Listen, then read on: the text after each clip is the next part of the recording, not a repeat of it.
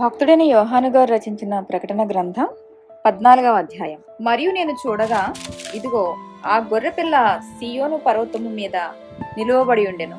ఆయన నామమును, ఆయన తండ్రి నామమును మొసళ్ల యందు లిఖింపబడి ఉన్న 144,000 మంది ఆయనతో కూడా ఉండిరి.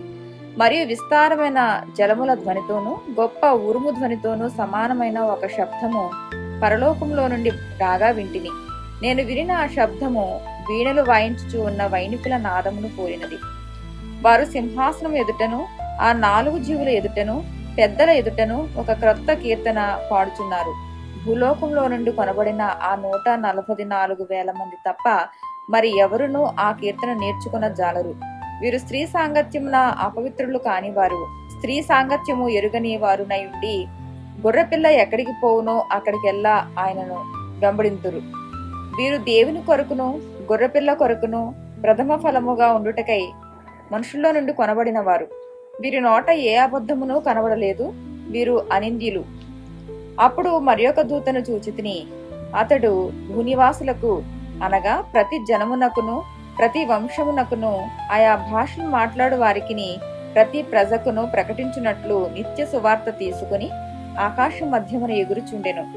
అతడు, మీరు దేవునికి భయపడి ఆయనను మహింపరచుడి, ఆయన తీర్పు తీర్చు గడియ వచ్చెను గనుక ఆకాశమును భూమిని సముద్రమును జలధారలను కలుగచేసిన వానికే నమస్కారము చేయుడి అని గొప్ప స్వరంతో చెప్పెను.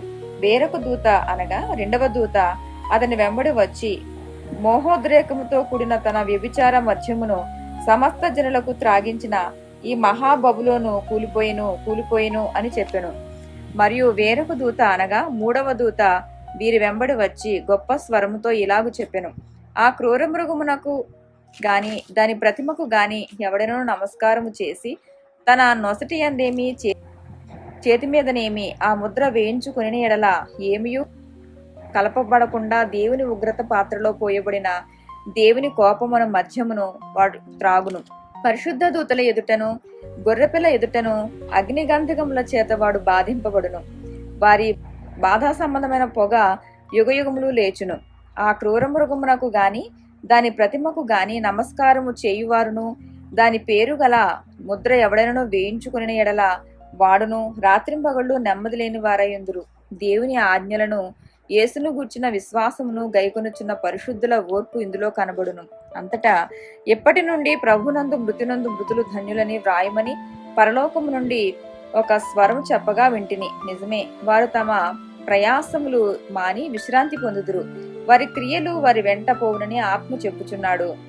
మరియు నేను చూడగా, ఇదిగో, తెల్లని మేఘము కనబడెను. మనుష్య కుమారుని పోలిన ఒకడు ఆ మేఘం మీద ఆసీనుడై ఉండెను. ఆయన శిరస్సు మీద సువర్ణ కిరీటమును, చేతిలో వాడిగల కొడవలియు ఉండెను.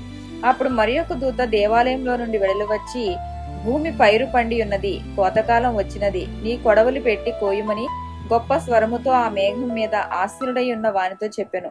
మేఘం మీద ఆసీనుడై ఉన్నవాడు తన కొడవలి భూమి మీద వేయగా భూమి పైరు కోయబడెను. ఇంకొక దూత పరలోకమందున్న ఆలయంలో నుండి వెడలి వచ్చెను. ఇతని యొద్దను వాడిగల కొడవలి ఉండెను. మరియొక దూత బలిపీఠం నుండి వెడలి వచ్చెను. ఇతడు అగ్ని మీద అధికారం నొందినవాడు.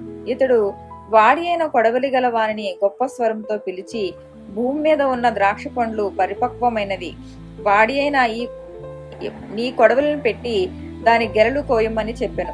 కాగా ఆ దూత తన కొడవలి భూమి మీద వేసి భూమి మీదనున్న ద్రాక్ష పండ్లను కోసి దేవుని కోపమును ద్రాక్షల పెద్ద తొట్టిలో వేసెను. ఆ ద్రాక్షల తొట్టి పట్టణమునకు వెలుపట త్రొక్కబడెను. 100 కోసుల దూరము గుర్రముల కళ్ళెము మట్టుకు ద్రాక్ష తొట్టిలో నుండి రక్తము ప్రవహించెను. ఆమేన్.